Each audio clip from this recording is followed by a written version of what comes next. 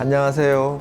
오직 여러분의 아름답고 건강한 코만을 생각하는 오직코 윤현철 원장입니다. 우리가 수술을 할 때 가장 먼저 중요하게 생각해야 될 부분들이 무엇이냐라는 질문들을 많이들 하시는데요. 가장 중요한 거는 본인이 코 수술을 생각하게 된 이유가 무엇인지를 정확하게 파악하셔야 됩니다. 코가 막혀서 답답해서 밤에 주무신다든지 그런 기능적인 문제 때문에 비염 코성형을 생각을 하시다가 비염 코성형과 함께 이적인 아름다움을 동시에 추구할 수 있다면 좋겠다, 그런 분들이 계실 수도 있고요. 또는 기능적인 부분은 큰 문제는 없지만 미용적으로 좀 내 코가 좀 너무 낮다든지 들렸다든지 미적인 부분에 대한 불만족이 있으신 경우가 있을 수도 있고요. 이쁜 코 모양 이런 것도 남자 여자 좀 다를 수 있죠. 여성분들은 버선코, 반버선코, 또 요즘 흔히 많이 얘기하는 직반버선코, 그런 것들이 많이 있습니다. 그럼 남자분들한테는 곡선 느낌은 어울리지 않아요. 그래서 직선코가 많이 선호되고 또 저도 그걸 추천을 드리고요. 코끝이랑 미간을 직선으로 연결했을 때 가운데 부분, 콧등 중간 부분이 3mm 그 정도 낮아지는 거를 버선코라고 그래요. 상당히 좀 인위적인 느낌이 납니다. 우리가 순정 만화 주인공들 보면 코가 이런 식으로 표현되는 것처럼. 그리고 반버선코는 2mm 정도, 직반버선코는 한 1.5에서 1mm 정도, 직선코는 뭐 말 그대로 직선인 거죠.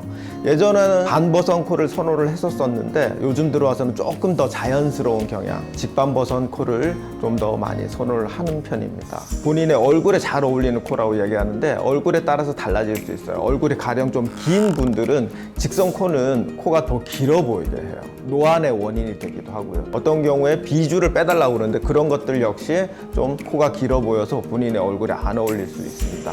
반면에 코가 무척 작고 낮으신 분들이 있어요. 그런 분들은 반버선, 버선코보다는 직반버선 또는 직선에 가깝게 가는 게 좋아요. 가운데 콧등 부분이 그만큼 높아져서 코가 그만큼 높아지게 어떻게 보이게 되는 효과가 있어요. 코가 작고 낮으신 분들은 어려 보인다는 장점이 있지만 좀 여성스럽고 세련되고 그런 부분이 아쉬울 수 있습니다. 그럴 때 콧대 부분을 충분히 높여주고 직선에 가깝게 가면 조금 더 세련돼 보이는 그런 이미지를 갖출 수 있습니다. 코끝하고 입술과의 관계도 있어요. 비순각이라고 그래요. 코 기둥이랑 입술, 인중이 이루는 각도인데 남자분들은 뭐 한 90도에서 95도, 100도 정도까지 거의 직선에 가깝게 콧구멍이 이렇게 보이는 걸 남자분들은 선호하지 않습니다. 여성분들은 비주랑 콧구멍이랑 이루는 각도가 이렇게 갈매기가 나는 모양처럼 약간 콧구멍이 보이는 게 좋습니다. 약간 날렵하게 들리는 것이 훨씬 더 여성스럽고 발랄하고 세련돼 보이게 만들어줄 수 있습니다. 어떤 분들은 제 코가 좀 낮은데 많이 올리고 싶어요. 그런데 보면 이마가 납작한 거죠. 그런 경우에는 콧대를 많이 올릴 수가 없습니다. 쉽게 말해서 이마보다 콧대가 높아질 수는 없어요. 또는 이마하고 콧대가 높이가 동일해져도 어색합니다. 우리가 흔히 그 사자코라고 그래요. 그 동물의 왕 사자 보시면 코가 여기 큼지막한 이마에서 그대로 내려오죠. 그런 경우에는 콧대를 좀 올리기 위해서는 이마에 지방을 넣는다든지 필러를 넣는다든지 또는 보형물을 넣는다든지 해서 이마 높이를 만들어 준 다음에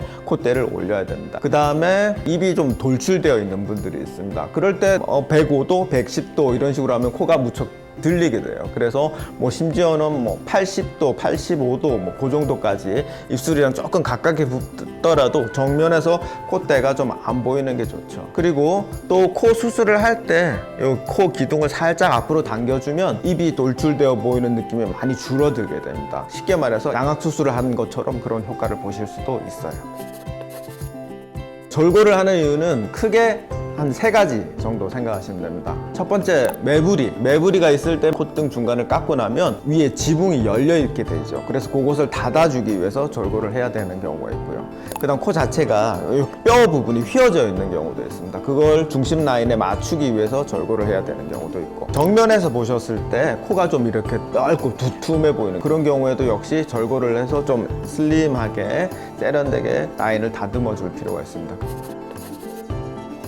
자, 얼굴형에 따른 코 모양도 달라질 수 있습니다. 우리가 보통 코의 시작점 보면 위쪽으로 올라가면 속눈썹이 있는데 거기 또는 까만 눈동자의 절반 정도에서부터 콧대가 시작되도록 하는 게 좋아요. 그렇게 해서부터 여기까지 코 길이라고 볼 때 그게 이마랑 길이가 동일한 게 좋습니다. 하지만 어떤 분들은 얼굴 자체가 좀 긴 분들이 있어요. 그런 경우에는 이 높이를 조금 낮춰야 됩니다. 그거를 우리가 일률적으로 속눈썹에서부터 코가 시작돼야지 하고 이러면 코가 너무 커 보이고 길어지게 돼요. 그러면 코 자체만 딱 그림을 따서 보면 이쁜 코예요. 하지만 전체적으로 얼굴을 보게 되면 너무 길어 보이게 됩니다. 지금 뭐 본인의 얼굴형이 이러이러하기 때문에 미간 쪽을 올리게 되면 얼굴이 길어 보이게 되고, 나이가 들어 보이게 되고, 약간 중성적인 이미지 또는 심하면 남성적인 느낌까지 갈 수가 있기 때문에 미간은 낮추는 거에 더 좋겠습니다 라고 이렇게 상담을 해드리고 있습니다. 정면에서 봤을 때 코폭도 있어요. 우리나라 사람들이 보통 보면 이 코폭이 조금 넓은 경우가 있는데